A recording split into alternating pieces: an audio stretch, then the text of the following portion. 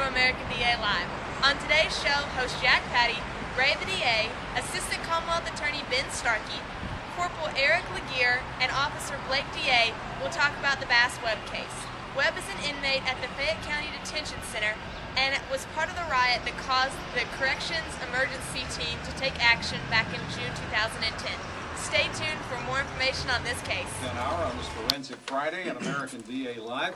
Commonwealth Attorney Ray Larson with us in the studio. Good morning, Ray. Good morning, Jack. For those of you who may not be familiar with the program, we talk about crime on this show, and we sometimes have big national stories of national interest and feature prosecutors who prosecuted big cases. A lot of times we feature local cases that are of significance. This one this morning is pretty much hot off the press. Tell us about it and who our guests are, sir. Well, this case involves a guy named Bass Webb, who is sort of a well-known character, at least in the central Kentucky area, and he was charged with assault in the third degree. Assault in the third degree, Jack, involves an assault on a law enforcement officer, which includes jail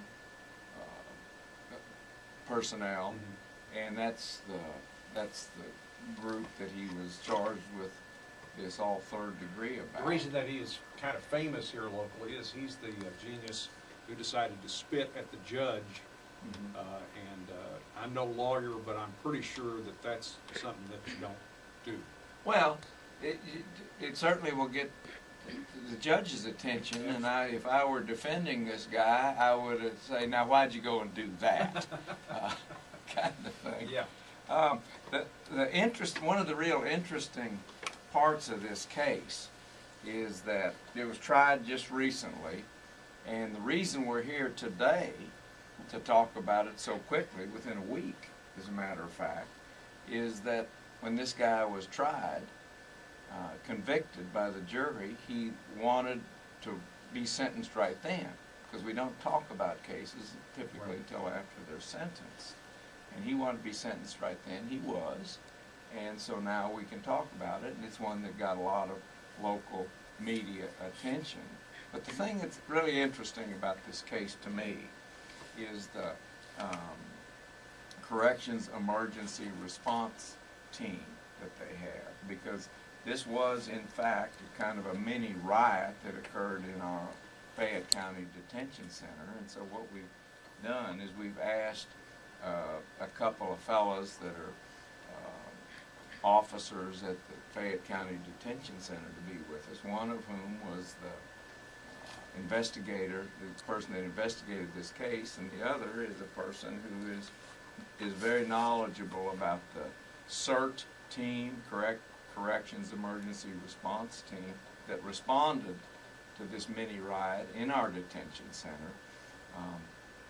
We have Blake DA with us, who is a correctional officer, and we have Corporal Eric Laguerre. Good morning, gentlemen.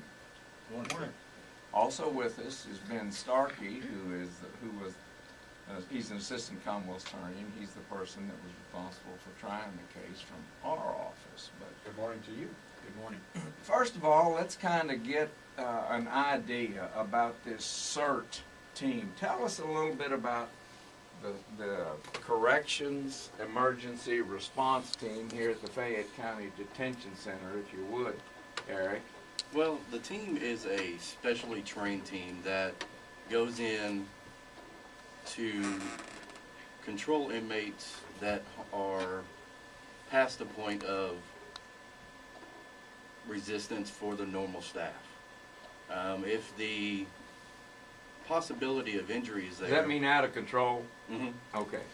And if the possibility of injury is there to staff, we will come in and extract them from a cell or a sub-day room or even in the open program area. Who comprises this group? It's just a pick of all three shifts. There's a team on each shift with certain members. They can come from the intake area, master control, training staff, stuff, different areas. Tell us about the training that these people go through. We have normally 2 hours a month for each team, and we will focus on our cell extractions the most because those are our bread and butter, basically. That's where most of the disturbances happen, in the cell. To learn more on this case, click below or tune in every Friday morning at 9 a.m. on WVLK News Talk 590.